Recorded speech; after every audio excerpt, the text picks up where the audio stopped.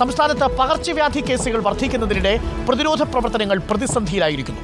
പകർച്ചവ്യാധികളുടെ പ്രതിദിന വിവരശേഖരണം മുടങ്ങി. ഡെങ്കിയും എലിപ്പനിയും പടരുമ്പോൾ ആരോഗ്യവകുപ്പിന്റെ കയ്യിൽ കൃത്യമായ കണക്കുകളില്ല. ശമ്പളം മുടങ്ങിയതോടെ NHM ജീവനക്കാർ പ്രത്യക്ഷ സമരത്തിലേക്ക് കടക്കുകയാണ്. ഇതാണ് പ്രതിസന്ധിക്ക് കാരണം. ഈ മാസം 10-നാണ് NHM ജീവനക്കാർ പണിമുടക്കുന്നത്. വിവരങ്ങളുമായി ആർ റോഷിപാൽ ചേരുന്നു. ആർ റോഷിപാൽ, NHM ജീവനക്കാർ പണിമുടക്കുമ്പോൾ അതെങ്ങനെയാണ് കാര്യങ്ങൾ അട്ടിമറിക്കുക? എങ്ങനെയാണ് കാര്യങ്ങളെ കൂടുതൽ പ്രതിസന്ധിയിലാക്കുക?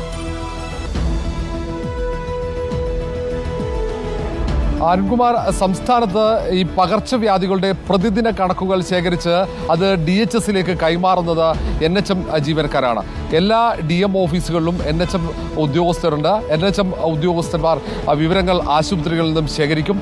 അത് ഏകോപിപ്പിച്ച് അത് DHSലേക്ക് കൈമാറും.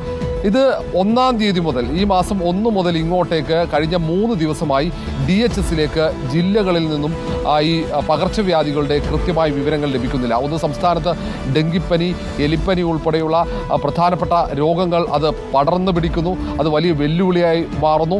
എലിപ്പനിയും ഡെങ്കിപ്പനിയും മരണനിരക്ക് വർദ്ധിക്കുന്ന ഒരു സാഹചര്യമുണ്ട്.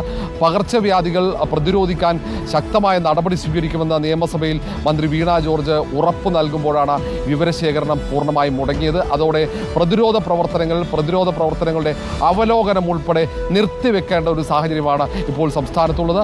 ഏതായാലും ജില്ലാ ആരോഗ്യ കേന്ദ്രങ്ങളിൽ നിന്നും വിവരങ്ങൾ സംസ്ഥാന ഹെൽത്ത് ഡിപ്പാർട്ട്മെൻറ്റിൻ്റെ ഹെഡ്ക്വാർട്ടേഴ്സിലേക്ക് ലഭിക്കുന്നില്ല എന്ന് സ്ഥിരീകരിച്ചു കഴിഞ്ഞു.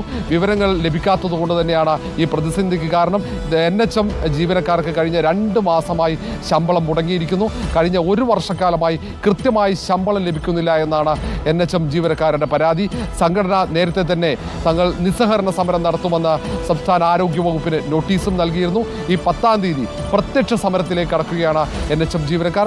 സെക്രട്ടേറിയറ്റിലേക്ക് മാർച്ച് നടത്തും. അന്ന് പണിമുടക്കാനാണ് NHM ജീവനക്കാരുടെ തീരുമാനം. ഇത് ആരോഗ്യ വകുപ്പിന് പ്രതികൂലമായി ബാധിക്കുമെന്ന് ഉറപ്പ്. പ്രത്യേകിച്ച് ഈ സാംക്രമിക രോഗങ്ങളുടെ ഈ കാലഘട്ടത്തിൽ സമരത്തിലേക്ക് NHM ജീവനക്കാർ പോകുമ്പോൾ അത് പ്രതിസന്ധി കൂടുതൽ രൂക്ഷമാക്കുമെന്ന കാര്യത്തിൽ സംശയമില്ല. പകർച്ചവ്യാധി കേസുകൾ പകരുന്നതിനിടയിലാണ് ഇപ്പോൾ NHM ജീവനക്കാരുടെ പണിമുടക്ക് കൂടി ഉണ്ടാവുന്നത്. നോക്കൂ, ആരോഗ്യവകുപ്പ് നേരിടുന്ന സാമ്പത്തിക പ്രതിസന്ധി. കാരുണ്യയുടെ കാര്യം മുടങ്ങി. സ്റ്റണ്ട് അടക്കമുള്ള ഹൃദ്രോഗ ചികിത്സയുമായി ബന്ധപ്പെട്ട സാധനങ്ങൾ വിതരണം ചെയ്യുന്ന ആളുകൾ, അവരുടെ കുടിശ്ശിക അതും മുടങ്ങി. ഇപ്പോൾ ഇതാ NHMന്റെ ശമ്പളവും മുടങ്ങുന്നു. അങ്ങനെയാണെങ്കിൽ ആരാണ് ഇനി വിവരങ്ങൾ ശേഖരിക്കുക? എങ്ങനെയാണ് ആരോഗ്യ മേഖലയിലെ പ്രതിരോധ പ്രവർത്തനങ്ങൾ ശക്തമാക്കുക? വീണ്ടും ഒരു മഴക്കാലമാണ്. ആ മഴക്കാലത്ത് സാംക്രമിക രോഗങ്ങൾ ഉണ്ടാവുന്നു, പകർച്ചവ്യാധി പെരുകുന്നു. NHM ജീവനക്കാർക്ക് ശമ്പളം കൃത്യമായി കൊടുത്തില്ലെങ്കിൽ കാര്യങ്ങൾ അവതാളത്തിലാകും, സംശയമില്ല.